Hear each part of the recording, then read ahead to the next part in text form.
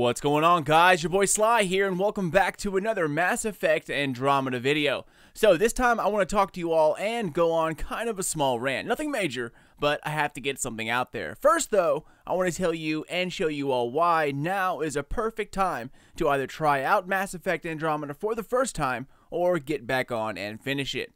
I'll get to the reasons here shortly, but it's terrible that I have to make this video in the first place. Now, there are two parties to blame here, but the internet media takes the brunt of it in my opinion.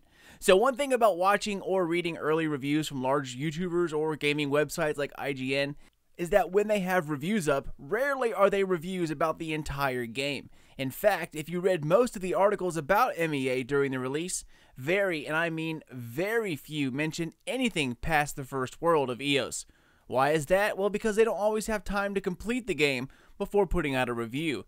YouTubing is a busy life, and I'm not even a large YouTuber, and at times I get swamped with all the stuff to do. Add a few 100,000 subs, hundreds of comments and messages, along with keeping up your channel, and it is a full-time job twice over. My point is that when all of the negative reviews cropped up for Mass Effect Andromeda, they clearly never fully dove into the game. For the sake of saving time, most play the first few hours of the story, then they take an hour to explore as much as possible, and then they dive into multiplayer for an hour, and then boom, that's a wrap. Unless it's an official review weeks after the game has released, then keep in mind that most of the time, these reviews are like face value only.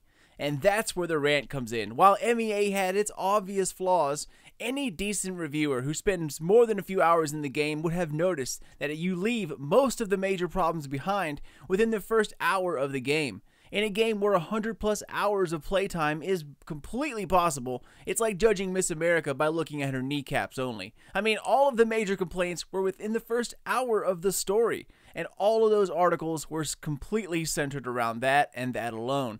Not the story, not the new characters, few mention combat or how smooth the new character agility is, nope, all about the few dialogues, lines, and faces.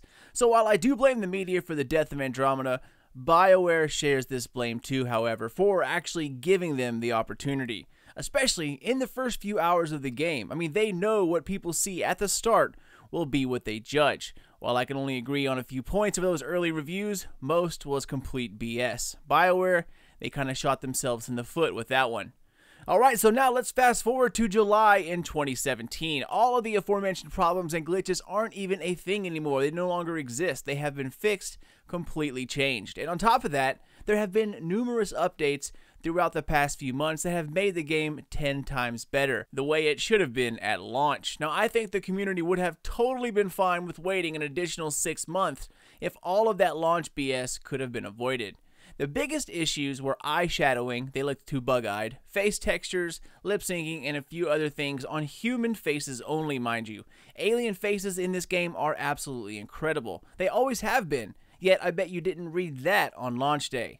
The center of focus was Addison for most reviewers, and even with a galaxy full of shit to do, they couldn't peel off one NPC out of the like 20 there are and appreciate the enormity of this game and just about the endless supply of quests and side missions in this beautiful open world.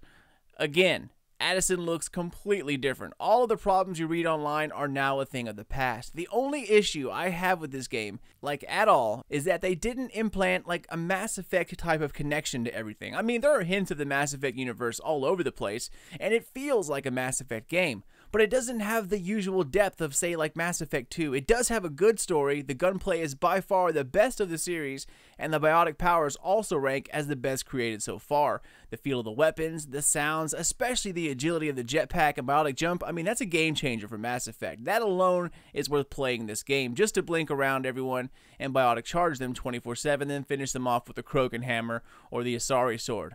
Voice acting, also great on most characters, however mediocre on just one or two, but they are by no means bad. The scenery has always been gorgeous. The scale of these worlds and the vaults located underneath them, they are immense. Huge cavernous areas created for a one-time scenic view. And now a lot of work went into these areas, and you can tell that every time you get out of the Nomad. There are so many choices in terms of attack powers that I haven't even tried them all out yet, let alone the thousands of different gun combinations possible. You can create crazy powerful weapons, kinetic or melee, and with the new agility, it's an absolute blast to play. So add the fact that not only are all of the launch bugs completely squashed, BioWare has also upgraded tons of other areas. From landscape to faces, lip syncing, armor, weapons, sounds, etc. It looks fantastic. And best of all, because of the death review of the media, you can now get this game for like $20. I mean, sometimes even less. There are seriously hundreds of hours of playtime just waiting here, not including multiplayer, which also has a great take on Horde mode. Now is the best time to play MEA, guys. Mass Effect Andromeda. And even if they don't add on additional DLCs, they made something really special here. And I urge you all to look for yourselves because it really is a good game. But that's it, guys. What happened in the past can't be changed, and I am blinding to that. I'm looking forward to Anthem now. I cannot wait to see what happens when BioWare puts its best from each studio into one gigantic game. So if you're curious about Anthem, keep it here for the latest as I'll be covering it from start to finish. Same goes for Destiny 2, in which the beta drops here in just about a week's time, so definitely keep an eye out for beta videos. As always, thank you all so much for watching and for supporting the channel. If you're new to the channel, thanks for stopping by, and I hope to see you back again soon. Feel free to check me out on Twitter or Facebook, Sly Nation, Sly Nation Gaming. It's the best place to stay updated about everything Destiny, Destiny 2, Anthem, and new uploads out of my channel. Later, y'all. Keep those eyes peeled for more videos dropping here very, very soon. But until then, this is your boy Sly, and I'll catch you all next time.